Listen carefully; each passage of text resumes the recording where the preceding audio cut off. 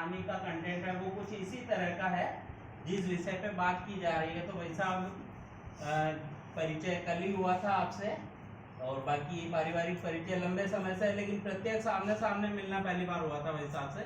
तो इनके साथ में मैंने शेयर की थी वो कहानी का, आप इसको पढ़े, क्या उस विषय के संदर्भ में यह कहानी सटीक बैठती है या क्या कुछ उसमें माना जा सकता है। तो वो कहानी मैं सर एक निवेदन और सर, जो नए साथी हैं, बालक का कक्षा 7 का विद्यार्थी, वह बहुत ही होनहार बालक था।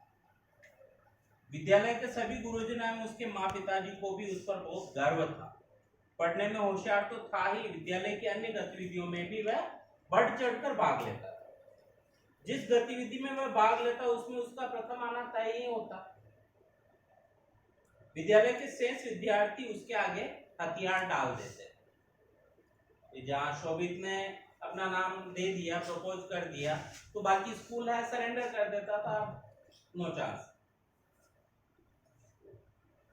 गत सप्ताह उसने जिला स्तर की प्रतियोगिताओं में भाग लिया और 3 प्रतियोगिताओं में उसने जिला स्तर पर प्रथम स्थान प्राप्त किया। आज सोमवार को प्रार्थना सभा में प्रधानाचार्य जी ने उसे पदक पहनाकर सम्मानित किया। सचमुच आज दिन भर वह बहुत प्रसन्न था। शाम को विद्यालय से लौटते समय कक्षा अध्यापक जी ने द्वितीय मूल्यांकन का परिणाम उसकी डायरी में लिखकर अभिभावक से हस्ताक्षर करवाने हेतु कहा। उसे देखते ही उसके होश उड़ गए। सामाजिक विषय में कम अंक होने से हमेशा कक्षा में प्रथम आने वाला शोभित, एक विषय में अंक है वो कम हुए, और हमेशा कक्षा में प्रथम आने वाला शोभित आज तीसरे स्थान पर चला गया। उसकी रुलाई फूटते फूटते बची। उसे पूरा भरोसा था कि आज उसे घर पर जोर की डांट पड़ने वाली। पिताजी तो शायद पिटाई भी कर दे। विद्यालय से सीधा गढ़ न पहुंचकर वह कुछ देर बगीचे में जाकर बैठा रहा।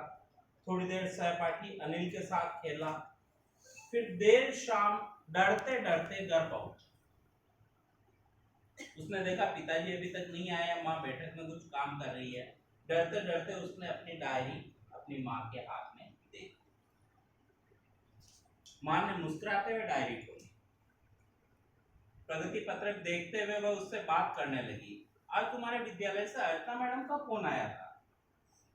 कान खड़े हो गए शोभित के। शोभित के कान खड़े हो गए। फोन आया था मैडम का स्कूल से। उसे कपकपी छूटती से लगी। माँ ने बात जारी रखी। वो एक कहानी सुना रही थी। माँ ने बताया, अर्चना मैडम एक कहानी सुना रही थी। सुंदरवन के जानवरों में एक बार प्रतियोगिताओं का आयोजन हुआ। कोयल के बच्चे सौंदर्य की प्रतिस्पर्धा में हार गए।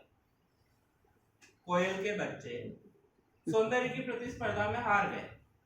हाथी व कछुआ दौड़ में पीछे रह गए। हिरण व घोड़ा तैराकी स्पर्धा में स्थान ही नहीं बना पाए।